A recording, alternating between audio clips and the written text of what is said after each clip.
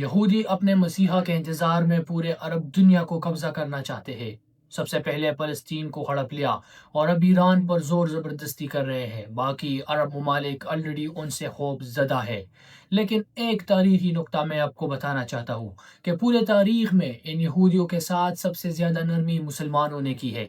آئیے تاریخ کی مدد سے سمجھتے ہیں۔ آج سے 2500 سال پہلے بیبلونین کنگڈم نے جیروسلم پر حملہ کیا اور وہاں پر موجود یہودیوں کا مقدس ٹیمپل اس کو تباہ و برباد کر دیا۔ اس کے 100 سال بعد رومن امپائر نے اسی جیروسلم کو فتح کیا اور ان کا دوسرا مقدس ٹیمپل بھی توڑ دیا اور یہودیوں کو ان کے مقدس زمین سے ہمیشہ ہمیشہ کے لیے دربدر کر دیا اور ان کو نکال دیا پورے رومن امپائر سے بھی۔ کرسچن نے ہمیشہ سے جیوز کو اپنا دشمن کہا ہے۔ ان کا کہنا ہے کہ یہودی ہی تھے جنہوں نے جیسس کرائسٹ کو کروسیفائی کیا اور یہی ان کے سب سے بڑے دشمن ہے۔ اور پورے تاریخ میں ہم دیکھ سکتے ہیں کہ کس طرح سے کرسچنز نے جیوز پر ظلم کیا۔ مگر دوستو، جب حضرت عمر رضی اللہ تعالیٰ عنہ نے جیروسلم کو فتح کیا تو 100 سال بعد ان یہودیوں کو اپنے مقدس زمین پر آنے کی اجازت ملی اور یہ دوبارہ سے فلسطین یعنی جیروسلم واپس آئے۔ اسی طرح سے جب مسلمانوں نے اسپین کو فتح کیا تو وہاں پہلے سے ہی یہودیوں کو کرسچنز نے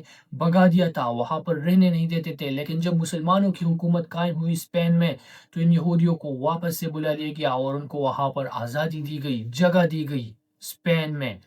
لیکن جب مسلمانوں سے وہاں کی حکومت چھین لی گئی اور اسپین نے مسلمانوں کو واپس وہاں سے نکال دیا کرسچنز نے، تو کرسچن نے مسلمانوں کے ساتھ ساتھ ان یہودیوں کو بھی وہاں سے نکال باہر کیا ایک دفعہ پھر سے۔ مگر ان یہودیوں کو ایک بار پھر سے مسلمانوں نے اپنے ہی سلطنت میں موقع دیا، آزادی دی، جگہ دی۔ ایک دفعہ پھر سے نارتھ افریقن مسلم امپائرز نے ان یہودیوں کو ٹھکانے پر ہم کیے۔